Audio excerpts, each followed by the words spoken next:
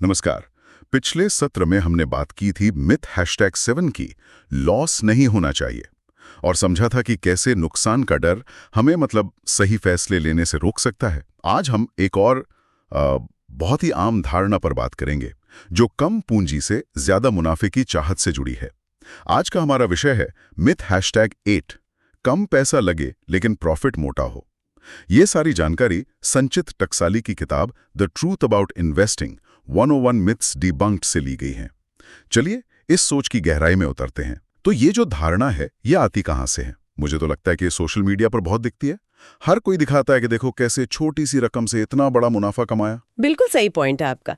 ये धारणा इसी उम्मीद से जन्म लेती है कि कम से कम पूंजी लगाकर बहुत ज्यादा मुनाफा कमाया जा सकता है। किताब के मुताबिक इसके पीछे एक खास मानसिकता काम करती है।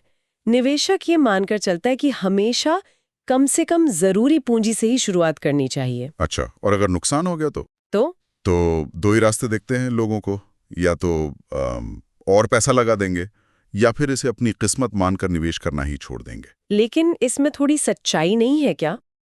हम हमेशा सुनते हैं ऐसी कहानियां कि किसी ने छोटी सी रकम से शुरू किया और वो करोड़पति बन गया।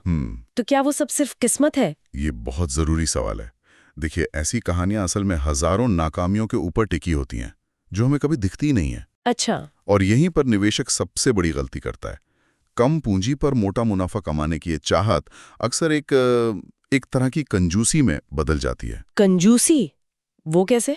निवेशक यहाँ सोचता तो है कि वो चालाक बन रहा है, पर असल में वो निवेश की गई पूंजी के मूल्य को, उसकी इंपॉर्टेंस कोई नहीं समझ रहा होता। वो पैसा बस ट्राई करने के लिए लगा रहा है, किसी सोची समझी रणनीति से नहीं। एग्जैक्टली।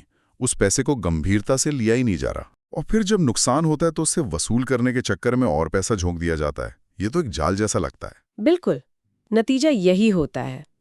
बाद में नुकसान की भरपाई करने या उस असाधारण लाभ की उम्मीद में और भी ज्यादा पूंजी लगा दी जाती है।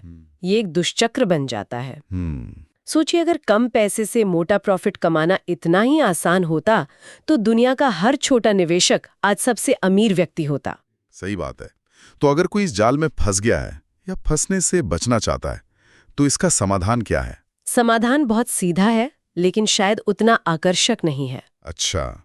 असलियत ये है कि धन बनाने के लिए बहुत बड़ी पूंजी की नहीं, बल्कि धन बनाने के लिए एक प्रणाली यानी एक सिस्टम की जरूरत होती है। एक सिस्टम एक सिस्टम मतलब अपने नियम बनाना।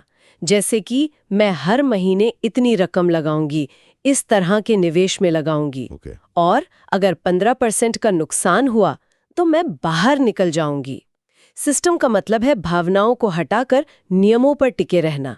ये तो वैसा ही हुआ जैसे 120 की रफ्तार वाली कार से 300 किलोमीटर प्रति घंटे की उम्मीद करना। बिल्कुल, हर चीज की एक सीमा और एक तरीका होता है। तो इसका मतलब यह है कि कितना प्रॉफिट होगा, ये पूछने से पहले कुछ और जरूरी सवाल पूछने चाहिए। सही कहा। सिस्टम का पहला हिस्सा यही है, सही सवाल पूछना। जैसे पहला, इस पूंजी पर कितना रिटर्न रियलिस्टिकली हम उम्मीद कर सकते हैं। दूसरा, क्या इस निवेश के सभी फायदे और नुकसान का विश्लेषण किया गया है। और सबसे जरूरी, अगर नुकसान होता है तो मेरा प्लान बी क्या होगा?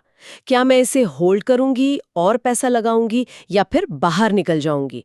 ये फैसले पहले से तय होने चाहिए, नुकसान होने के बाद नहीं। तो आज की चर्चा का सार यही है कि मोटी कमाई के लिए कम पूंजी लगाना एक व्यर्थक है।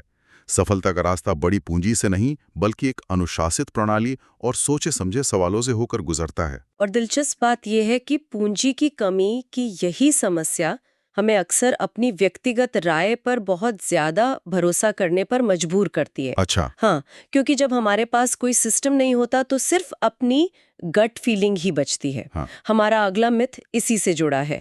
माई बिलीव्स आर द फैक्ट्स, मेरा मानना है। विचार करने के लिए एक सवाल छोड़ जाते हैं। अगर कोई निवेशक बिना किसी प्रणाली के सिर्फ उम्मीद के आधार पर मोटे प्रॉफिट की तलाश में है, तो क्या वो असल में निवेश कर रहा है या सिर्फ लॉटरी का टिकट खरीद रहा है? इस सफर में हमारे साथ बने रहने के लिए धन्यवाद। जय गुरुदेव।